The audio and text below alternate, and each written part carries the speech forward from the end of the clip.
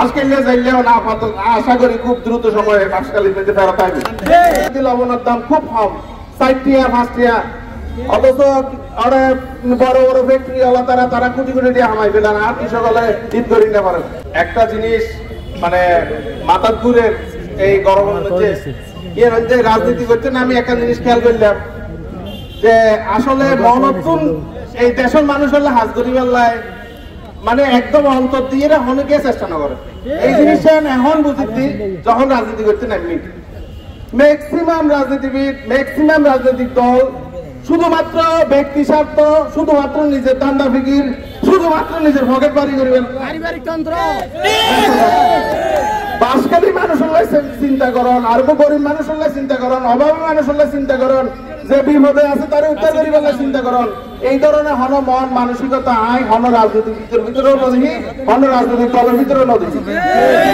তো আয় আপনারা নতুন দল হিসেবে আরা এনসিপি আরা হাজ করা শুরু করি। আয় ছোট্ট দুই উদাহরণ আমরা দিই।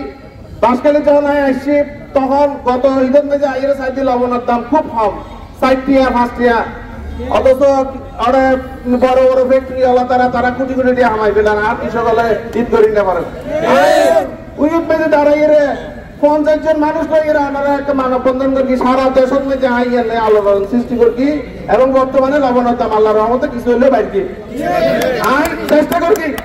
আরেকটা উদাহরণ দেই, বাসকালীর কিছু মাঝি ট্রলার লইয়ে সমুদ্র গিয়ে মাছ ধরি বেলায় মাঝপথে ট্রলার নষ্ট গিয়ে, মেশিন নষ্ট গিয়ে মায়ানমারের তারা ঢুকে গিয়ে মায়ানমারের সেনাবাহিনী তারা অ্যারেস্ট করিয়ে এই ঘটনা হইতে আজকে 6 মাস আগর কথা।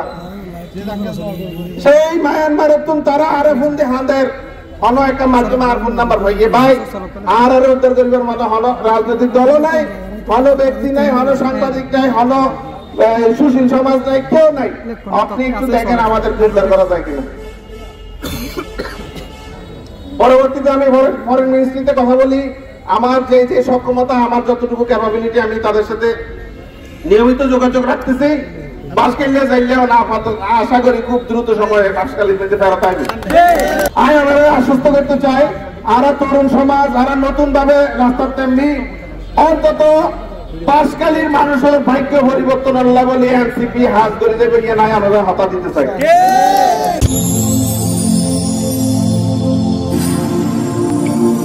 দেখো বাসকালী, দৃশ্যমান বাসকালীর প্রতিচ্ছবি।